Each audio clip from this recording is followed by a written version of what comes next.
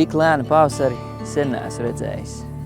Pēdējos gados sanācis visus tos pavasars iesāk ļoti lielā steigā, un tad šis pavasars ar to būtu izņēmums, kad tu pirmo reizi pēc ilgiem laikiem vari plānveidīgi pieiet visām darbībām uz lauka. Aizbraukt, apstīties, kas ir vajadzīgs, kāpēc ir vajadzīgs kultūraugam, pieņemt lēnām nesteidzīgi pareizos lēmumus un izdarīt tos pareizajā laikā.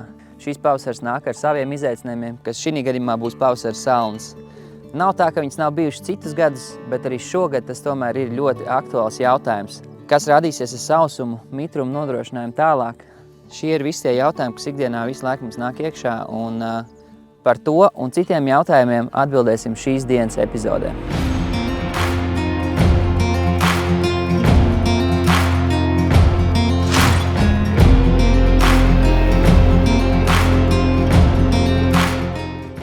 Rapsis 90% Latvijas teritorijas teikt ir pārzīmojis diezgan labi. Tas, kas izstījās švaki rudenī, izstās arī švaki pavasarī, bet katrā ziņā potenciāls ir. Ir materiāls, ar ko strādāt, un ir daudz lauks izstās pat ļoti labi. Šobrīd, protams, redzam, ka stadijas jau ir 50. stadijā, ziedkopa ir parādījusies, attiecīgi jāpieņem lēmums, ko darīt herbicīdu smidzinājumu. Tiem, kam nav sadarīts varbūt no rudens, vai esam apsekojuši laukus un redzam, ka nezāļu fons ir diezgan biezs, protams, kad tiks veikts smidzinājums ar Corveto, daļa jau to ir veikusi, daļa to veiks. Bet tas galvenais izaicinājums, kā jau katru gadu, ir stadija un temperatūras. Un arī šogad ir tieši tas pats. Salnas ir viss riņķī mums apkārt, un ko tad īsti ar to darīt? Un, protams, ideālā gadījumā mēs mēģinām uztrāpīt un izdarīt to pirms salnām. Bet izstāsta, ka šobrīd stadija atļaus arī sagaidīt, kad salnas pāries, un attiecīgi tie, kas nebija pabeiguši to izdarīt pirmajā posmā, varēs to izdarīt tagad vēlāk. Tā kā es teiktu, ka apstākļi gan veiksmīgi. Un liela daļa rudens periodā, lai ierobežotu sarežģītās viendīglapu nezāles, bija uzlikuši novakarbu. Un tagad ir fantastisks brīdis, lai apskot savus laukus un pastītos, kā te viņš līdz galam ir izdarījis savu darbu un vai viņš ir izdarījis. Bet tas, ko mēs redzam saviem laukiem, izstāsta, ka darbs paveikts fantastiski. Tas par rapsi īsumā. Skatīsimies, kas notiekās šogad ar pamata elementiem. Kā tad izvēlēties pareizo mēslojumu veidu? Dosimies pie nākošā speciālista Gate.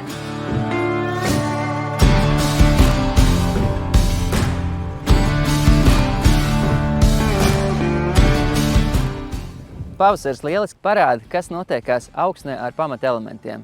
Slāpeklis, fosfors, kālijs, uzreiz parādās kļūdas un arī visi labie darbi. Gati, čau! Čau! Kā te šeit ir, kur mēs esam šobrīd, vai te ir tie labie darbi, vai kļūdas, vai ko mēs redzam? Šis tīrums ir viens no tiem, kuros var redzēt zināmas atšķirības, un pavasars ir tas, kas parāda primāri, kā ziemā ir noticis augiem ir bijis izdzīvot ar mitrumu nodrošinājumu, respektīvi arī pavasarī kā ir ar skābekļa trūkumu. Latvijā otra lielākā problēma ir pH. Fosforu kālija nodrošinājums. Un interesantākais, ka lielākais kacinājums ir tad, kad tu redzi šos laukus nevienmērīgus, gribās saimniekiem kompensēt kaut kādā veidā to. Un bieži vien liekas, ka tad man vajadzīgs bišķi vēl lielāka slāpekļa deva. Un tas, uz ko es gribu tā kā akcentēt, kad ar slāpekli mēs nevaram kompensēt tos cēloņus, jo tas ir diezgan, teiksim, dārgs veids, un tas ir strupceļš ilgtermiņā.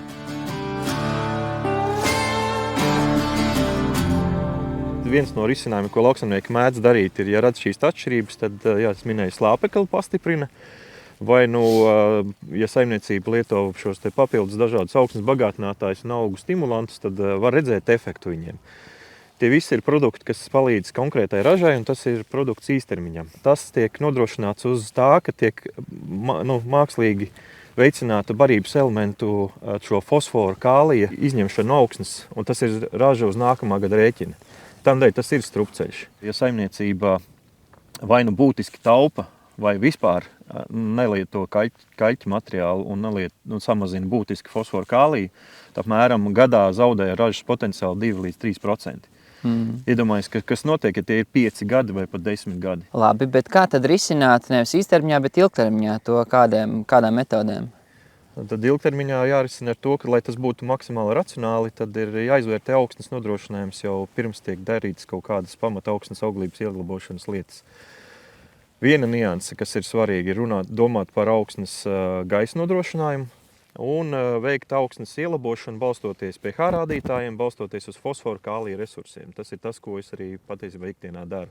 Ok, tu pieminēji gaisu, tev ir rokās lāpsta, vai tas šobrīd mēs kaut ko varam pārbaudīt to? Mēs esam tādā interesantā vietā, šī laukā ir tieši šeit ir pH problēmas. Un tas, ko tu vari pamanīt lāpstu paņemot, jo arī, kaut vai pat lāpstu nevajag, bet tu redzi, ka ir, šeit ir ļoti smilšaina augsne. Un tad kombinācija. Pirmais varētu veidojās saimniekiem bieži vien, norakstamies, tur jau viss ir, norakstam visu manu ražu zudumu šī vietā, tāpēc, ka man tur ir smilts. Jā, protams, tā smilts būtiski ietekmē to ražību, bet manā pieredzē ļoti daudz paraugu, kad šādā vietā mēdz vienkārši nokaļķot. Jā. Un tev šī smilts problēma samazinās, tāpēc, ka dotā brīdī ar tik zemu pH, kāds ir arī šī vietā, šeit ir apmēram 5,2 augsnes reakcija. Tas nozīmē, ka no tā knapā ūdens, kas te augsnē tagad dotā brīdī vēl ir, augs varēs vispār izmantot varbūt tikai pusi, tāpēc, ka tā reakcija neļauj viņam izmantot to mitrumu. Un tikko tu noregulē augsnes reakciju, tā īstenībā šis mitrums ir vairāk pieejams tam augam, un beigās redz šī vieta aizaug ciet. Cikot jāpie tam visam ilgtermiņā. Risinot ātri īstermiņā, mēs veidojam vienkārši problēmas nākotnē. Te es redzu no nezāļu viedokļa arī pilnīgi citādāk herbicīds strādājas, ir vairāk nezāles skābākajās vietās, un attiecīgi citas lauka vietas bija daudz tīrākas. Principā nākošais loģiskais solis būtu prasīt saimniekam, kā tad viņš reāli dabā risina šos te jautājumus.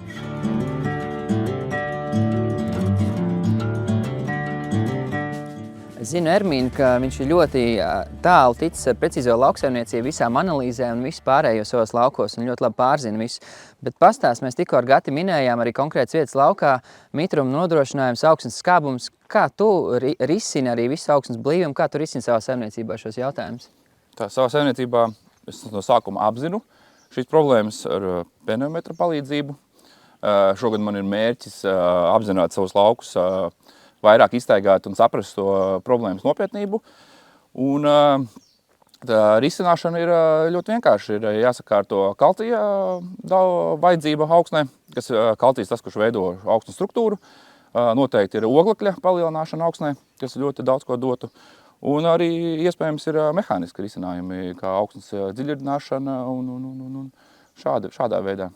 Okay. Un ļoti saimniecībā ļoti plaši arī izmantojam starpkultūras, kur arī var iekļaut iekšā augus ar dziļo sakņu sistēmu, kas ļoti labi var šo problēmu arī risināt. Ok, paldies tev par to. Un es redzēju arī kaut kādas interesantas situācijas veidojas ar nezālēm tev uz lauku, bet par to pastāstīs vairāk varbūt Ines, kas jau mūs jau gaida uz lauku.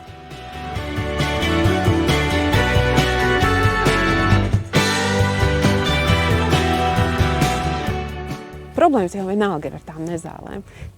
Ar ko tu esi sastapies? Es gribētu tieši par viendīglapiem dzirdēt. Līdz šim problēmas bija rudu smilga. Tā bija galvenā man problēma, nedaudz vējauza un nedaudz arī mauru skareni.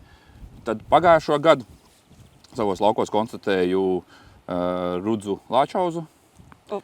Jā, kur sanāk, kad esmu aizpagājušajā gadā ar sēklu gatavojot, kuļot, esmu kaut kur viņu dabūjis. Ievācis, jā, viņas ražu.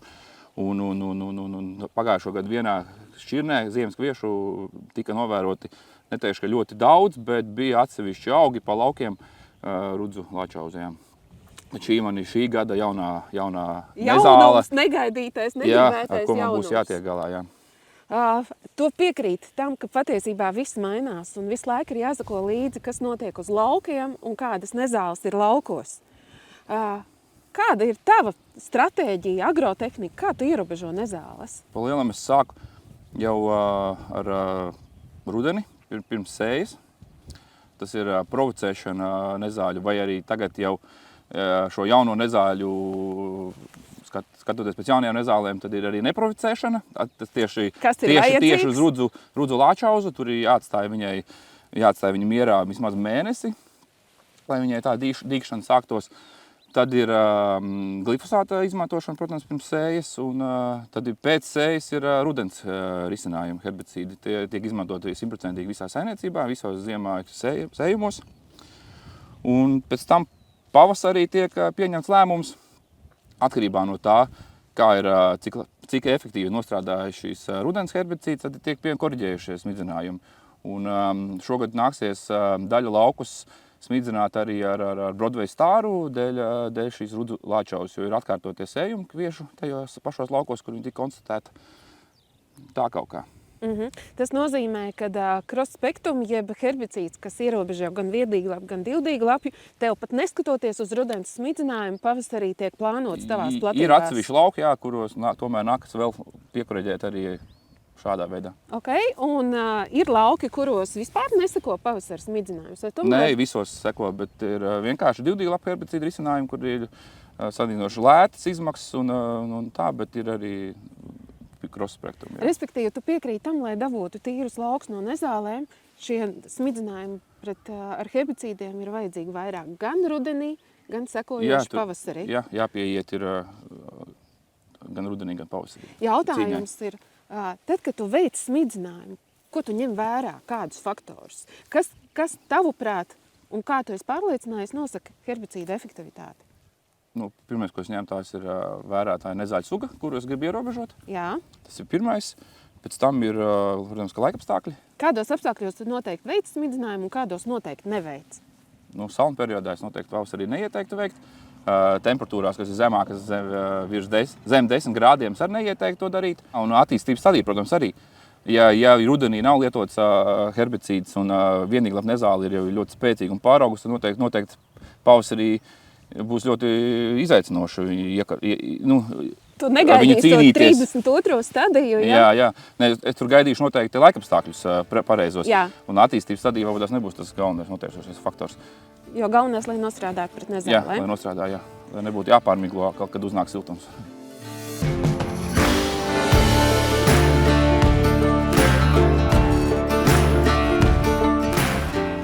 Šodien mēs esam izrunājuši par to, kas notiek ar pamatelementiem pavasarī.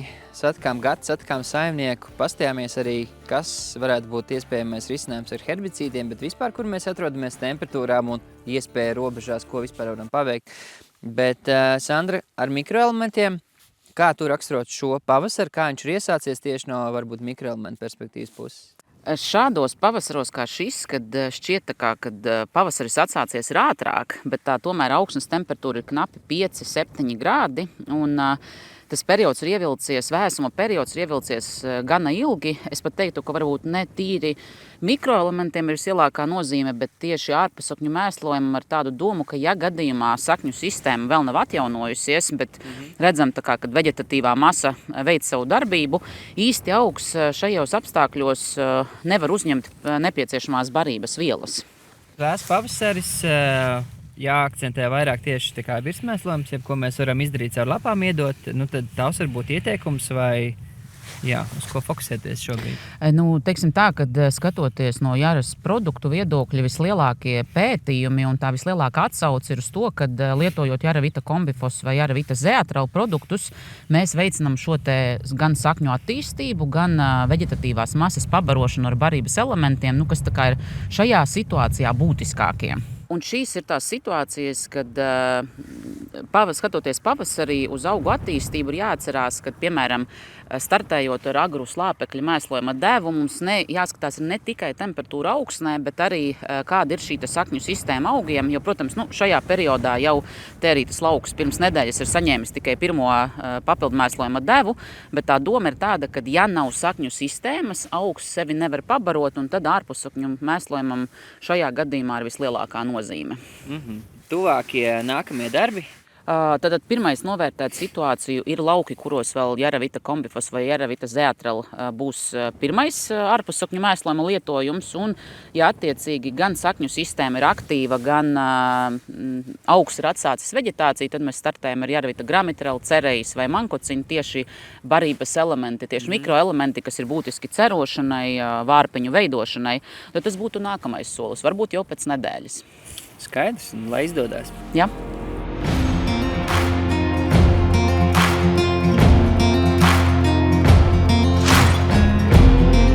Mums svarīgi agronomiem zināt, kas notiek uz lauka šodien un tagad. Un tāpēc arī mēs dalīsimies savās rekomendācijās visā sezonas gaitā par to, ko mēs uzzinām agronomu rokastīs. Šajā epizodē tas ir arī viss, bet mums ir arī jaunumi, ka agronomu rokastīm būs savas lauku dienas. Par to, kad, kas un kā uzzināsiet tālāk nākošajās epizodēs.